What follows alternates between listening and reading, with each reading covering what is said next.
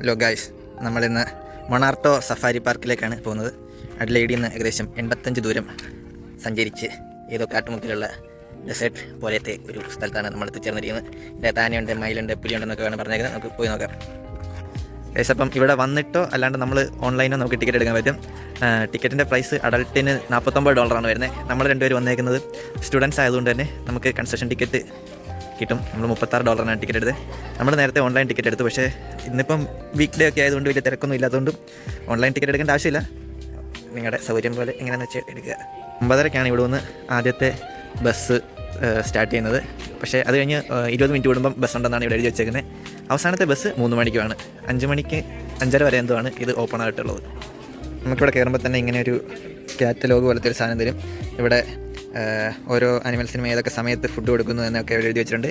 അപ്പോൾ അതൊക്കെ വെച്ച് പ്ലാൻ ചെയ്ത് ബസ് പിടിച്ച് ഇറങ്ങേണ്ട സ്ഥലത്ത് ഇറങ്ങിക്കഴിഞ്ഞാൽ ഈ പറയുന്ന അനിമൽസിനെയൊക്കെ കാണാനുള്ള ചാൻസ് കൂടുതലെന്നാണ് ഇവിടുത്തെ ജീവനക്കാരി നമ്മളോട് പറഞ്ഞു തന്നേക്കുന്നത്.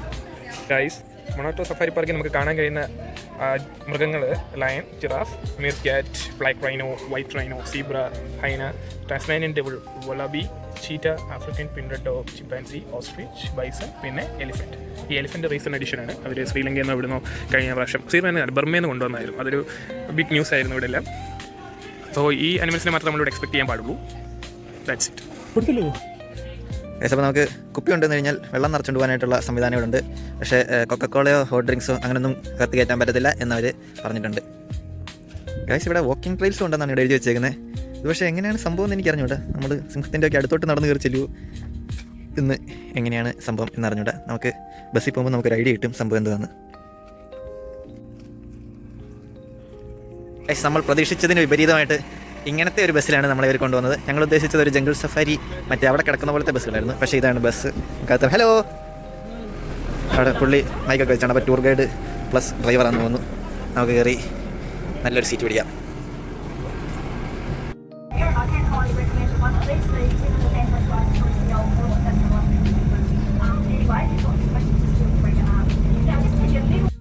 ഗൈസ്, അപ്പോൾ നമ്മൾ രണ്ടാമത്തെ സ്റ്റോപ്പിലാണ് ഇറങ്ങിയത്. ബസ്സിലെ ഗൈഡ് പറഞ്ഞു ആദ്യത്തെ സ്റ്റോപ്പ് ചീറ്റയുടെ സ്റ്റോപ്പാണ്. ആദ്യം അവിടെ ഇറങ്ങിക്കഴിഞ്ഞാൽ ഇപ്പോൾ ഒന്നിനും കാണാൻ പറ്റത്തില്ല.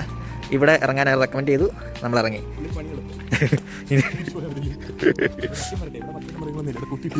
അതാ ഞാൻ നോക്കുന്നത്. അതായത് ഇവിടെ കൂട്ടിലുള്ള സാധനമാണെന്ന് തോന്നുന്നു. അപ്പോൾ ഇവിടെ എന്താണെങ്കിലും കാണാൻ പറ്റും എന്നുള്ളതുകൊണ്ട് അവർ നമ്മളിവിടെ ഇറക്കിയിട്ടു.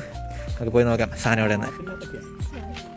ഗൈസ്, വേണ്ടേ അവിടെ ആ സാധനം നിൽക്കുന്നു, അവിടെ ഓടി വരുന്നു. ഇതിനെ കാണാനാണ് നമ്മളിവിടെ ഇറക്കി വിട്ടേക്കുന്നത്. ഇതിൻ്റെ പേരെന്തായിരുന്നു? മീർക്യാറ്റ്. മീർക്യാറ്റ് എന്നാണ് തോന്നുന്നു ഇതിൻ്റെ പേര്. അപ്പോൾ ഇതിനെ നമ്മൾ കാണുന്നു. നമ്മൾ അടുത്ത സ്ഥലത്ത് പോകണം.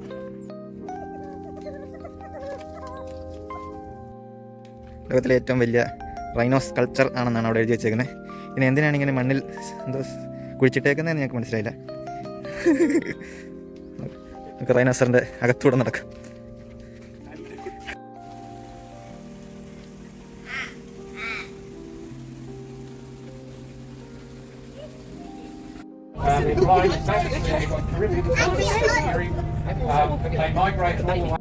What is it? What is it, sir? What is it? You know what it is? Zebra. Zebra. That's the only thing you see. Guys, നമ്മൾ രണ്ടാമത്തെ സ്റ്റോപ്പിൽ നിന്ന് ബസ് കയറി 3-ാമത്തെ സ്റ്റോപ്പിലെത്തി. ഇവിടുത്തെ ആകർഷണമാണ് ദണ്ഡി നടക്കുന്നത്. ഇവിടെ കണ്ട് ഒരു റൈനോസർ ഉണ്ട്, അതൊരു ഏകാന്തനായി അതൊരു നടപ്പുണ്ട്. പിന്നെ എമു വരുന്ന വഴി സീബ്രകളുണ്ടായിരുന്നു. അതെ, ഒറ്റക്കിട്ട് ദ്രോഹിക്കുകയാണ് ഗൈസ്. ഒരു ഡിപ്രഷനിലേക്ക് കടക്കുമെന്നാണ് ഞങ്ങൾ. ഹിപ്പോപ്പൊട്ടാമസ് അല്ല, റൈനോസർ. Line cut. എന്ത് ചെയ്യാനാണ് ഗൈസ്, ഇവര് സൈക്കോപാത്സ് ആണ് ഉണ്ടാക്കിയേക്കുന്നത്. എന്താണെന്ന് ഏതോ ഒരു മുരട്ട് സിംഗിൾ ഉണ്ടാക്കിയ ഒരു സഫാരി പാർക്കാണിത്. ഇവിടെ എല്ലാത്തിനെയും പിടിച്ച് ഒറ്റക്കിട്ടേക്കാണ് ഗൈസ്. ഇതിനെതിരെ ഞങ്ങൾ ശബ്ദമുയർത്തുന്നതായിരിക്കും. ഇനി ഞങ്ങൾ അടുത്ത എങ്ങോട്ടാണോ? ഇത്രയും ഹെക്ടർ ഉണ്ടായിട്ട് അവിടെ ഒരു ആനയാണ് അവർ പാർട്ടി ചെയ്യുന്നത്. നമ്മുടെ എവിടെയാണെങ്കിലും ഒരു ഉത്സവപ്പറമ്പിന്റെ അതും 100 ആന കൊണ്ടു നിർത്തും. അതെ, ഇതൊക്കെ കണ്ടുപിടിക്കണം. ആന അവിടെ പാവം ഒറ്റയ്ക്ക് ഇത് വെള്ളം കുടിച്ചോണ്ടിരിക്കുകയാണ് ഗൈസ്. അത് നമ്മുടെ ലക്ഷ്മിക്കുട്ടിയെ പോലെ ഒരു തങ്കപ്പെട്ട ആന. ചിമ്പാൻസി ആണെങ്കിൽ വെയിൽ സഹിക്കാനാവാതെ അകത്ത് കിടക്കുന്ന ഒരു ബ്ലാങ്കറ്റ് എടുത്ത് തലയിട്ടുണ്ട്. അത് അതിന്റെ വീഡിയോ എന്റെ നെയിം റിവീൽ ചെയ്തു. insurance population that is still doing well, but if we need need to, then we can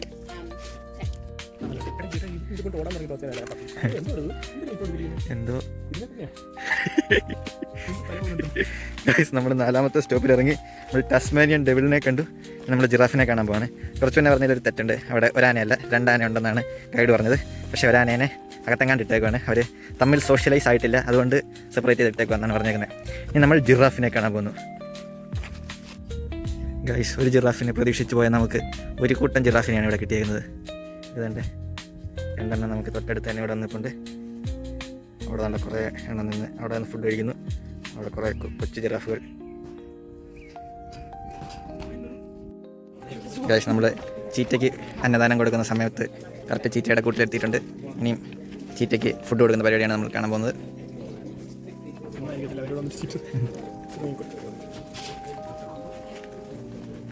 ഇതുവരെ ചീറ്റ കണ്ടു കിട്ടിയിട്ടില്ല. അവർ നല്ല ഫുഡൊക്കെ കൊണ്ട് കൊളുത്തിയിട്ടിട്ട് ഒരു കേജ് തുറന്നു വിടുമായിരിക്കും. അറിഞ്ഞൂടാ ചീറ്റ എവിടെ.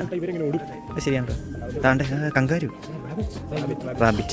റാബിറ്റിനെയാണ് ഗൈസ് കൊണ്ട് തൂക്കിയിട്ടേക്കുന്നത്. ലൈവാണോ? അല്ല, ഡെഡാണ്.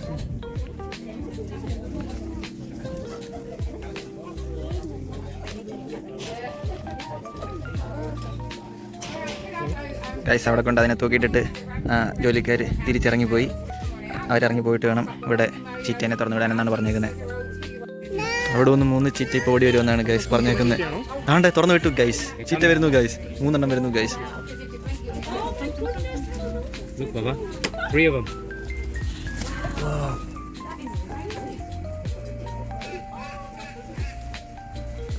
ഒരു ചീറ്റയ്ക്ക് ഒരെണ്ണത്തെ മൊത്തം കിട്ടി ഗൈസ്. വട്ടപ്പിറ്റി അല്ല, 3 റാബിറ്റുണ്ട് ഗൈസ്. ഒടുവിൽ നമ്മൾ കാത്തിരുന്ന ആളെത്തി, സിംഹം.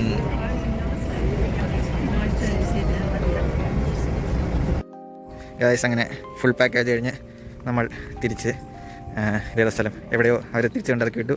നമ്മളിതുവഴി കയറി നമ്മൾ തിരിച്ച് പാർക്കിങ്ങിലോട്ട് പോകണം. ഒരു അടിപൊളി എക്സ്പീരിയൻസ് ആയിരുന്നു. പറഞ്ഞ എല്ലാ മൃഗങ്ങളെ അവർ കാണിക്കും. നമ്മൾ ഉദ്ദേശിച്ച പോലെ അങ്ങനെ കാട്ടിലും ഒന്നും പോയി തപ്പിപ്പിടിച്ച മൃഗങ്ങളെ കാണുന്ന പരിപാടിയല്ല. ഒരു വണ്ടിയിലും ഒക്കെ ആയിട്ട് നമ്മളെ കൊണ്ട് എല്ലാം കൊണ്ട് കാണിക്കും. അതാണ് ഗൈസ്, അതായിരുന്നു അവരുടെ മാസ്റ്റർ മൈൻഡ്. നമ്മളെ അവരുടെ കടയിലൂടെ കയറ്റി. പക്ഷെ നമ്മൾ ഒന്നും മേടിക്കാതെ എൻ്റെ നടുക്കൂടെ നടന്നു പോകും. ലുലു മാൾ കാണാൻ പോകുന്നവരെ നമ്മൾ പോകും. അത്രയൊക്കെ ഉള്ളൂ. ബൈ.